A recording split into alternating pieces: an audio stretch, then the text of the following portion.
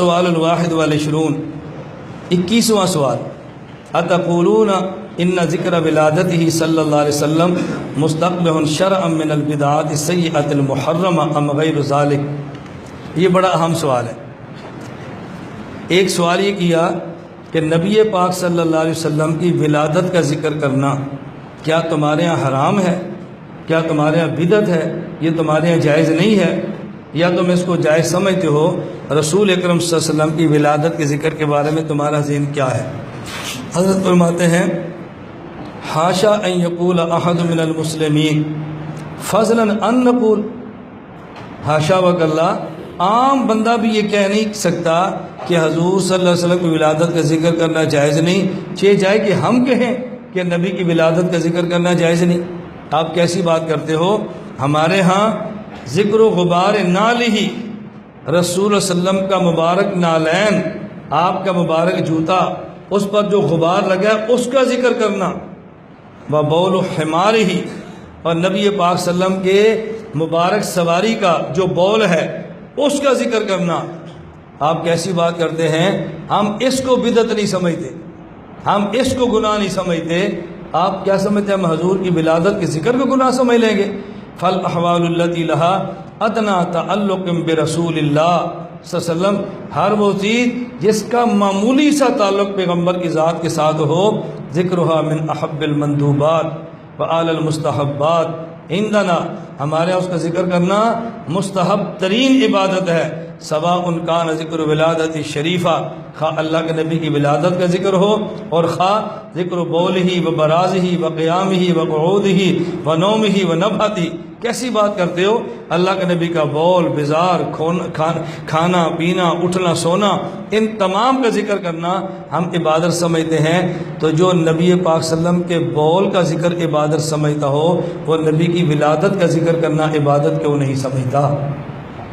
آگے فرمایا کہ حضرت محدث احمد علی سہارنپوری رحمۃ اللہ علیہ، یہ صحیح بخاری پر حاشیہ جو ہمارے پاس ہے نا حضرت سہارنپوری کا، محدث سہارنپوری کا، حضرت فرمانے لگے کہ حضرت شیخ اسحاق دہلوی رحمۃ اللہ علیہ کے شاگرد ہیں، ان سے پوچھا گیا نبی پاک صلی اللہ علیہ وسلم کا جس مجلس میں ذکر ولادت کیا جائے اس مجلس میلاد کا آپ کا حکم کیا ہے؟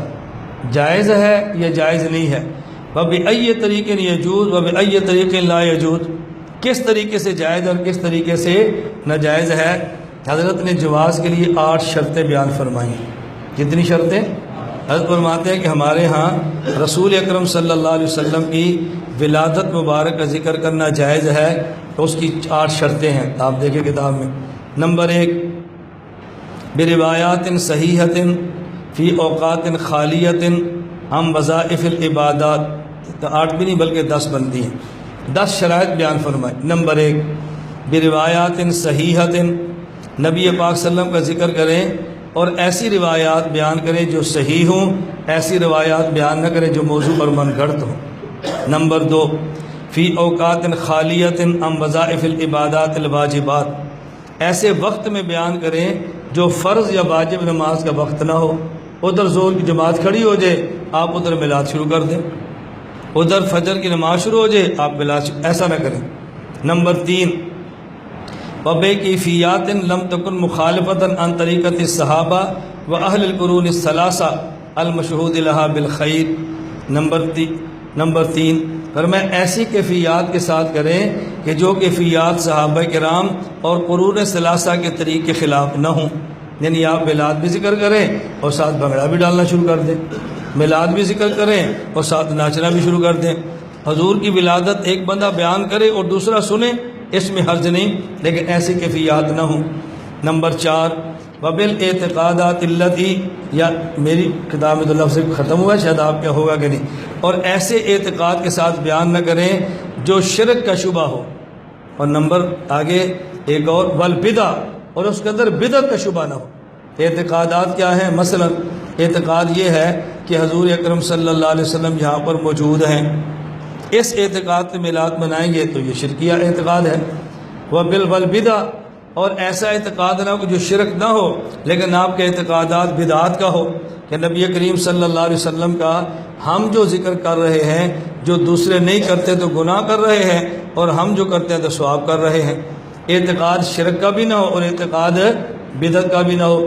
آگے دیکھیں، وَبِالْآدَابِ الَّتِي لَمْ تَكُنْ مُخَالِفَةً عَنْ سِيرَةِ الصَّحَابَةِ الَّتِي مِصْدَاقُ قَوْلِ علیہ السلام مَا أَنَا عَلَيْهِ وَأَصْحَابِي، اور ایسے آداب کے ساتھ نہ کریں کہ جو آداب صحابہ کرام کے طریقے کے مخالف ہوں۔ صحابہ کرام نبی کریم صلی اللہ علیہ وسلم کا ذکر مبارک فرماتے، اللہ کے نبی کا تذکرہ کرتے، اللہ کے نبی کے اخلاق کو بیان کرتے، حضور پاک کی سیرت اور صورت کو بیان کرتے، تو آپ کے آداب وہی ہوں جیسے صحابہ کرام بیان فرماتے تھے۔ اپنی طرف سے کمی اور اضافے نہ کریں، اپنی طرف سے کمی اور اضافے نہ کریں۔ وفی مجالس خالیۃ عن المنکرات شرعیہ، اور ایسی مجالس میں ہو کہ جس مجالس میں کوئی گناہ نہ ہوتا ہو، وہ مجالس گناہ سے خالی ہو، ایسی مجالس میں کریں۔ آگے کیا فرماتے ہیں کہ موجب، اس کو چھوڑ دیں، ذرا آگے چلیں۔ بشرط ان یکون مقرونا بصدق النیت والاخلاص، یہ شرط ہے کہ ذکر ولادت کرنے والا اچھی نیت سے کرے اور اخلاص کے ساتھ کرے، نہ تو شہرت مقصود ہو نہ ہی مال جمع کرنا مقصود ہو۔ باعتقاد کونہ داخلا فی جملۃ الاذکار الحسنۃ المندوبہ، اور یہ اعتقاد ہو کہ جیسے اور چیزیں مستحب ہیں، اللہ کے نبی کی ولادت کا ذکر کرنا بھی مستحب ہے۔ غیر مقیدۃ بوقت من الاوقات، اور خاص وقت معین نہ کریں کہ 12 ہی کو کریں گے، 13 کو نہیں کریں گے، 11 کو کریں گے، 10 کو نہیں کریں گے، یہ خاص وقت متعین نہ کریں۔ اب 2 جملے پیچھے آ جائیں۔ موجب للخیر والبرکہ، تو پھر اللہ کے نبی کی ولادت کا ذکر کرنا خیر اور برکت کا ذریعہ ہے۔ ہم اس کو مستحب سمجھ، ہم اس کو ناجائز نہیں سمجھتے۔ اور ہم ناجائز کسے سمجھتے ہیں؟ ذرا آگے دیکھیں، فرمایا فی المجالس المولودیۃ التی فی الہند من ذکر روایات، ہم ناجائز اسے سمجھتے ہیں ہندوستان، اس وقت تو پاکستان ہندوستان الگ نہیں تھا نا، پورے پاک و ہند کو ہندوستان کہتے، بنگلہ دیش سمیت۔ انہوں نے کہا ہم اس کو گناہ سمجھتے ہیں، اس کو بدعت سمجھتے ہیں۔ نمبر 1، ایسی روایات ذکر کرتے ہیں جو موضوع ہوتی ہیں، من گھڑت روایات ہمارے یہاں بیان کی جاتی ہیں۔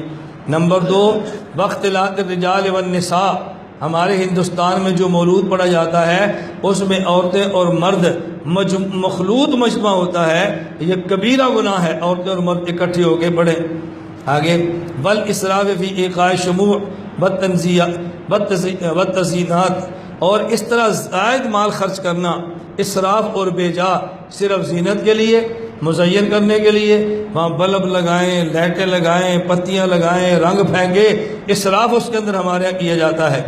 باعتقاد کونہ واجباً بالطعن والسب والتکفیر علی ما لم یحضر معهم فی مجلسہم، فرمایا اور جو ان کی مجلس میں شریک نہ ہو اس پر طعنے بھی ہوتے ہیں، اس کو گالیاں بھی دیتے ہیں، اس پر کفر کے فتوے بھی دیتے ہیں۔ ہم جس میلاد کا مخالفت کرتے ہیں وہ یہ ہے، روایات موضوع بیان کی جاتی ہے، اسراف وہاں پہ ہوتا ہے، عورت مرد اکٹھے ہوتے ہیں، مجالس میں منکرات ہوتے ہیں، وقت کا تعین ہوتا ہے، اور شریک نہ ہونے والے کو کافر اور گناہگار سمجھا جاتا ہے، ہم اس کی مخالفت کرتے ہیں۔ اگر یہ چیز نہ ہو، آگے دیکھو خلاصہ، فلو خلا من المنکرات حاشا ان نقول ان ذکر الولادت الشریفہ منکر و بدعۃ وکیف یظن بمسلم هذا القول الشنیع فهذا القول علینا ایضا من افتراء قاتل ملاحدۃ الدجالین الکذابین، فرمایا ہمارے اوپر یہ دجال اور کذاب لوگوں کا افطرا ہے۔ اگر ان منکرات سے خالی ہو تو اللہ کے نبی کا ذکر کرنا یہ مستحب ہے، ہم اس کو بدعت نہیں کہتے۔ خلاصہ اب سمجھ گئے؟ دیکھیں جیسے ہمارے ہاں جب جلسہ ہوتا ہے تو سیرت کے جلسے میں حضور پاک صلی اللہ علیہ وسلم کی ولادت کا ذکر ہوتا ہے یا نہیں؟ ہم اس کو جائز سمجھتے ہیں۔